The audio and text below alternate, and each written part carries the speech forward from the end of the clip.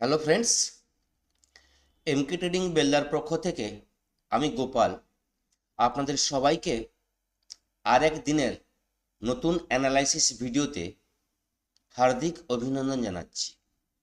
আজ রবিবার, আগামীকাল 23 মার্চ সোমবার।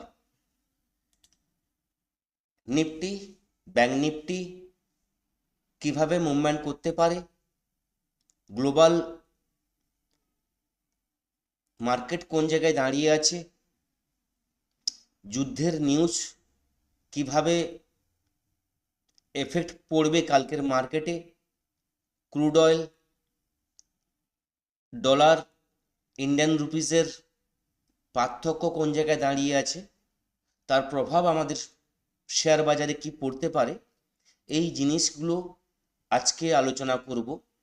আলোচনায় যাওয়ার আগে প্রত্যেককে রিকোয়েস্ট করব, ডিসক্লেমার অবশ্যই প্রত্যেককে ভালো করে পড়ে নেবেন, কারণ আমি কোনো সেবি রেজিস্টার অ্যানালাইসিস্ট নই। এখানে যা কিছু ইনফরমেশন আমি প্রোভাইড করছি সমস্ত কিছু কিন্তু এডুকেশন এবং লার্নিং পারপাসের জন্য, এবং এটা আমার ব্যক্তিগত বা পার্সোনাল মতামত।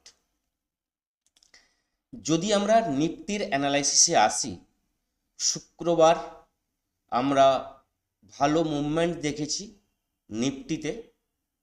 ওভারঅল সমস্ত মার্কেটে একটা মুভমেন্ট ছিল, নিফটি পজিটিভ ক্লোজিং দিয়েছিল, যেখানে 112 পয়েন্ট পজিটিভ ক্লোজিং হয়েছিল। Bank Nifty flat negative closing দিয়েছে, সেন্সেক্স 325 পয়েন্ট নেগেটিভ ক্লোজিং দিয়েছে।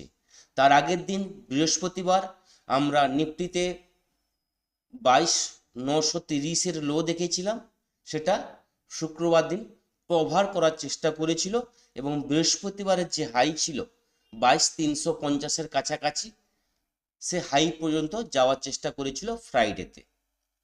এবার নিফটির অ্যানালাইসিস করার আগে একদম চলে যাব গ্লোবাল মার্কেটে।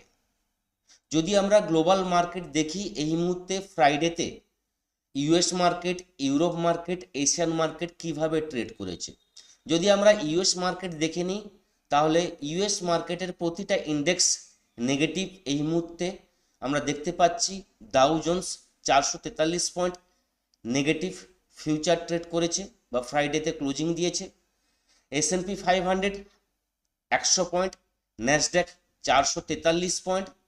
ইউরোপ মার্কেট, সমস্ত ইউরোপ মার্কেটের ইন্ডেক্স নেগেটিভ। যদি আমরা এশিয়ান মার্কেট দেখে নিই, ম্যাক্সিমাম এশিয়ান মার্কেটও নেগেটিভ, এবং আমাদের স্টক মার্কেটের, ইন্ডিয়ার স্টক মার্কেটের, ইন্ডিয়ার যে ইন্ডেক্স গিফট নিফটির, তার ফিউচার চলছে 22,845, অর্থাৎ 291 পয়েন্ট নেগেটিভ শো করছে, যেখানে কালকে মার্কেটে আমাদের নিফটি একটা বড় গ্যাপ ডাউনের ইঙ্গিত আমরা দেখতে পাচ্ছি এই মুহূর্তে। তো এটা ধরে নিতেই পারি কালকে নিফটিতে ওভারঅল আমাদের মার্কেটে একটা বড় গ্যাপ ডাউনের সম্ভাবনা ম্যাক্সিমাম আছে। কারণ একটাই, যুদ্ধের কারণ। দেখুন, এটা জিও পলিটিক্যাল ইস্যু থেকে আরও বড় আকার ধারণ করেছে, এটা ওয়ার্ল্ড ওয়ারের দিকে যাচ্ছে। যেভাবে যুদ্ধের পরিধি আরও বড় হচ্ছে, যেভাবে যুদ্ধের নিউজ চারিদিকে আমরা শুনতে পাচ্ছি নিউজ চ্যানেলে, তার পরিধি আরও কিন্তু বড় হচ্ছে। তার প্রভাব কিন্তু স্টক মার্কেটে প্রতিদিন আমরা কিন্তু দেখতে পাচ্ছি, লাইভ মার্কেটেও দেখতে পাচ্ছি, লাইভ মার্কেটের পরেও কিন্তু দেখতে পাচ্ছি।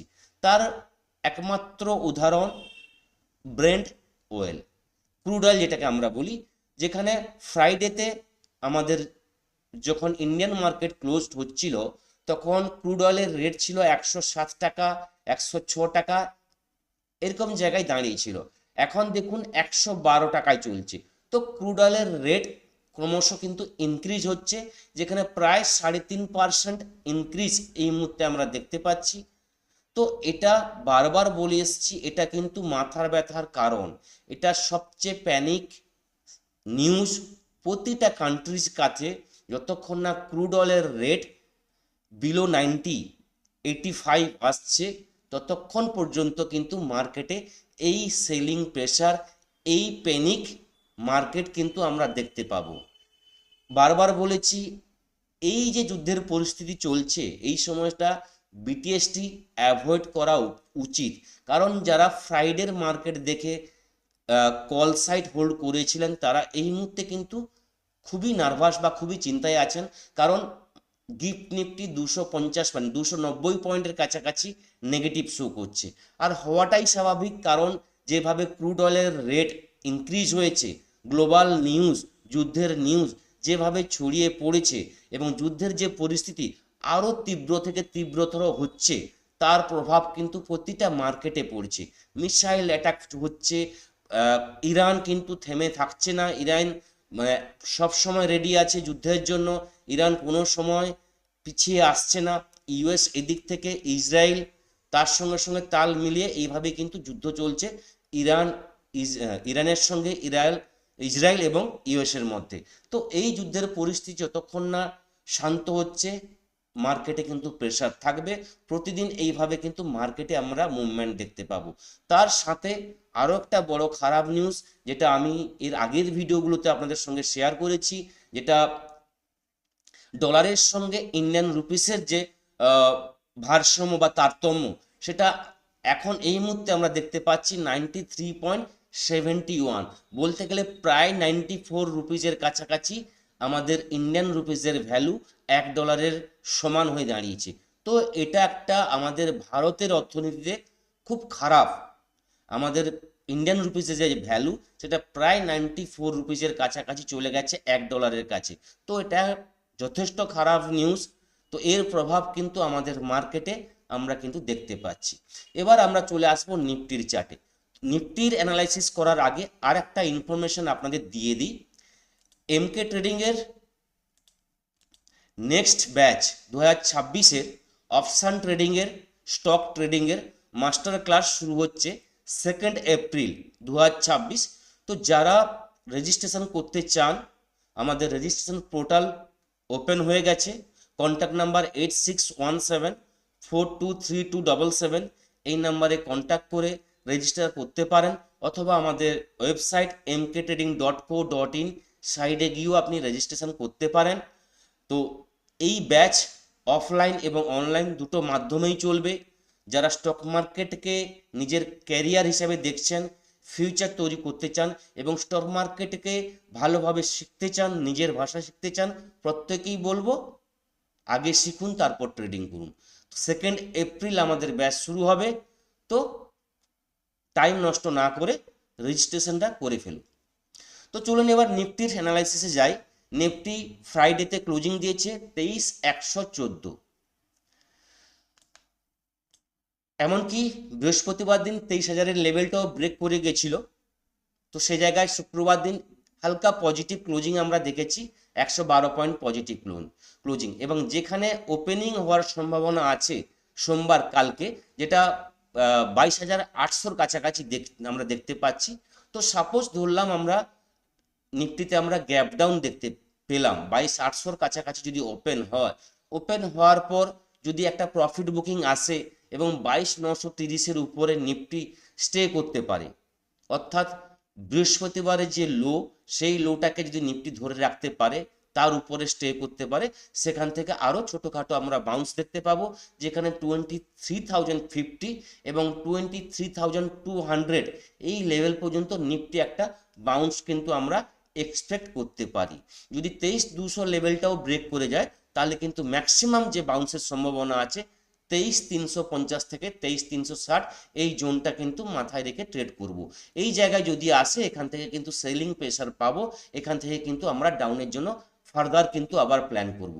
এবং যদি মার্কেট 23,050-এর কাছ থেকে পুনরায় আবার ডাউনের জন্য কোনো আমরা ক্যান্ডেলে বা আমরা চার্টে কোনো সেলিং যদি আমরা অপরচুনিটি দেখতে পাই, তাহলে সেখান থেকে কিন্তু আবার আমরা ডাউন সাইডে ট্রেন্ড নেব, যেখানে 22,900 আমরা লেভেল দেখতে পাবো, এবং 22,900-র নিচে যদি নিফটি আবার পুনরায় যায়, তাহলে কিন্তু 22,700 এই লেভেলটা কিন্তু আমাদের কাছে চলে আসবে।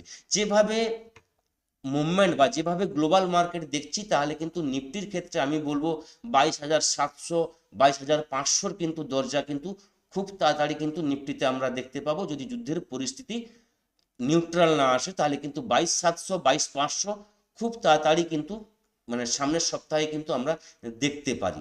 এটা দেখতে পারি যুদ্ধের কারণ, এবং ক্রুড অয়েলের রেট যদি এইভাবে পরপর ইনক্রিজ হয় এবং 120-র উপরে ক্রুড অয়েল দাঁড়িয়ে যায়, তাহলে কিন্তু 22,500 এমনকি 22,000-এর লেভেলেও কিন্তু আমাদের কাছে চলে আসবে। এটা কিন্তু মাথায় রেখে আমাদের ট্রেড করতে হবে। বারবার বলেছি, নেগেটিভ ট্রেন্ড, ডাউন ট্রেন্ডে মার্কেট আছে। ডাউন ট্রেন্ডে ছোটোখাটো বাউন্স আসবে, বাউন্সে আমাদের স্ক্যাল্পিং করতে হবে। ওভারঅল আমাদের প্ল্যান থাকবে প্রতিটা রাইজে কিন্তু সেলিংয়ের আমাদের মোকা চান্স, আমাদের পয়েন্ট লেভেল কিন্তু আমাদের দেখতে হবে কোন জায়গায় রাইজ হচ্ছে, কতটা রাইজ হচ্ছে, এবং সেখানে কিন্তু সেলিংয়ের জন্য আমাদের কিন্তু প্ল্যান করতে হবে। এবার যদি ব্যাঙ্ক নিফটির ভিউতে আসি, তাহলে ব্যাঙ্ক নিফটি ওভারঅল কিন্তু নেগেটিভ ক্লোজিং দিয়েছে ফ্রাইডেতে। আমি বলেছিলাম ব্যাঙ্ক নিফটি যতক্ষণ না 53,000-এর লেভেলটা ব্রেক করছে, ব্যাঙ্ক নিফটিতে বড় ফল আসবে না, এবং বৃহস্পতিবারের লো যদি না ব্রেক করে সেখান থেকে বড় ফল আসবে না। আজকের ভিউ ব্যাঙ্ক নিফটিতে আমার সেটাই থাকবে, 53,240, অর্থাৎ বৃহস্পতিবারের লো। এই লোয়ের নিচে যদি ব্যাঙ্ক নিফটি ওপেনিং হয় এবং এর নিচে যদি ব্যাঙ্ক নিফটি স্টে করতে পারে, সেখান থেকে আমরা কিন্তু ফার্দার ব্যাঙ্ক নিফটিতে আমরা ডাউনের জন্য প্ল্যান করব, যেখানে 52,800 আমাদের কাছে ফার্স্ট টার্গেট থাকবে, সেকেন্ড টার্গেট থাকবে 52,280 থেকে 300 লেভেল, এবং এই লেভেলটা যদি ব্রেক করে যায় তাহলে কিন্তু 52,000-এর লেভেল কিন্তু ব্রেক করে যাবে, এইটুকু আপনাদের বলতে পারি।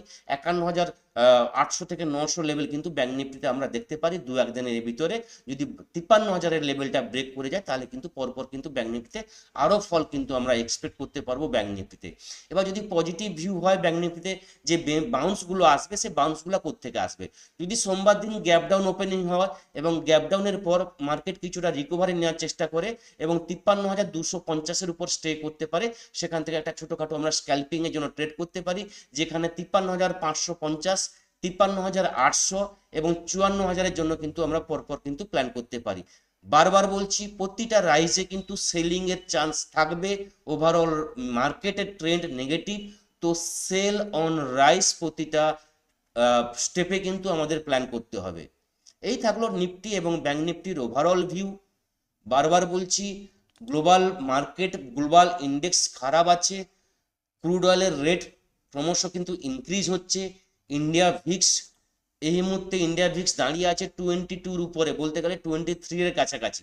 তো 23 যদি ইন্ডিয়া ভিক্স থাকে, তার মানে মুভমেন্ট কিন্তু ভালো থাকবে। প্রতিদিনের মতো 150 থেকে 200 point at a any time, at a any candle কিন্তু আমরা দেখতে পাবো। সে জায়গায় কিন্তু যারা ফ্রেশার তাদের পক্ষে কিন্তু বারবার বলছি ট্রেড করাটা খুব কিন্তু চাপের হবে, কারণ যারা ছোটোখাটো স্টপ লস নিয়ে ট্রেড করেন তাদের কিন্তু খুব সাবধানে ট্রেড করতে হবে। মানে এন্ট্রি লেভেলটা সঠিক হওয়া প্রয়োজন এবং এক্সিটটা প্রপারলি কিন্তু করতে হবে। যদি আপনি এক্সিট টাইমে না করতে পারেন, প্রফিটেবল ট্রেডটাও কিন্তু আপনার নেগেটিভে চলে যেতে পারে।